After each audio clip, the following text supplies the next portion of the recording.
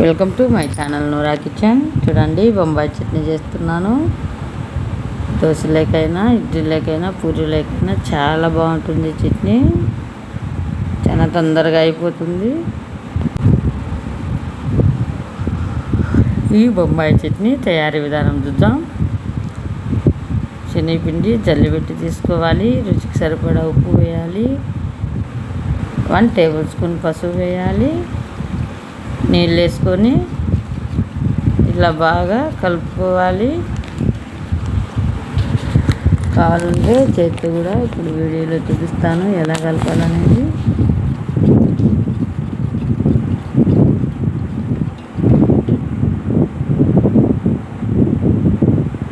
చూడండి, నేనైతే బొంబాయి చట్నీలో సాసులు, పచ్చిమిర్చి, టమోటా, కొత్తిమీర, కరివేపాకు వేస్తున్నాను.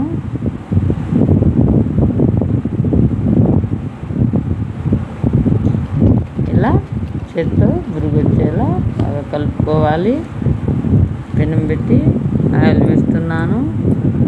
ఆయిల్ బాగా హీట్ అయ్యాక తరువాత గింజలు అన్నీ వేస్తున్నాను. టమోటా, ఎర్రగడ్డలు, కొత్తిమీర, పుదీనా, సాసులు వేసి వేయించుతున్నాను. లో ఫ్లేమ్లో మంట పెట్టి వేస్తున్నాను.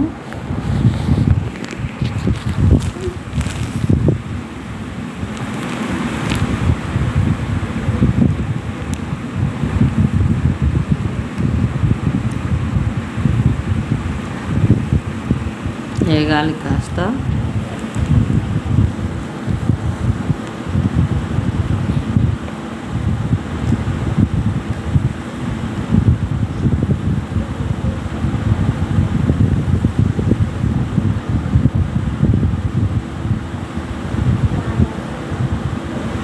చూడండి, ఇలా వేయించాలి. కాస్త వేగాయి, ఇంకా కాస్త వేగాలి.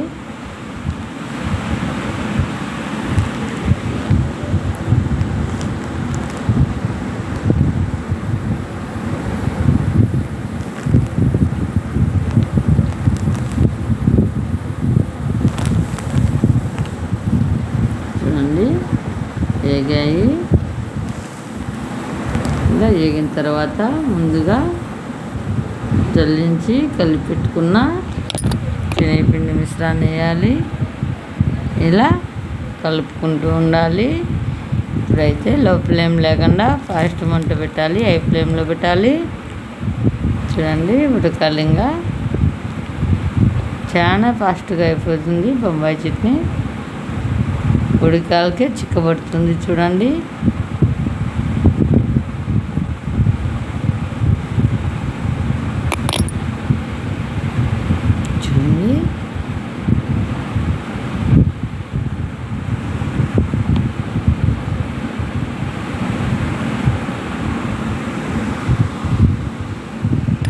చూడండి, చాలా టేస్టీగా ఉంటుంది.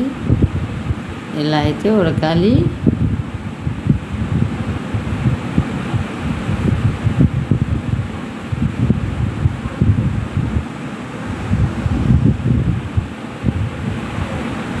చూడండి, రెడీ అయింది. దోశలేకైనా, ఇడ్లీలేకైనా, పూరీలేకైనా చాలా టేస్టీగా ఉంటుంది బొంబాయి చట్నీ. ఫస్ట్ టైం నా ఛానల్ చూస్తున్నట్టయితే సబ్స్క్రైబ్ చేయండి.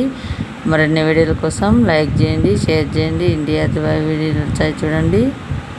చాలా టేస్టీగా ఉంది బొంబాయి చట్నీ.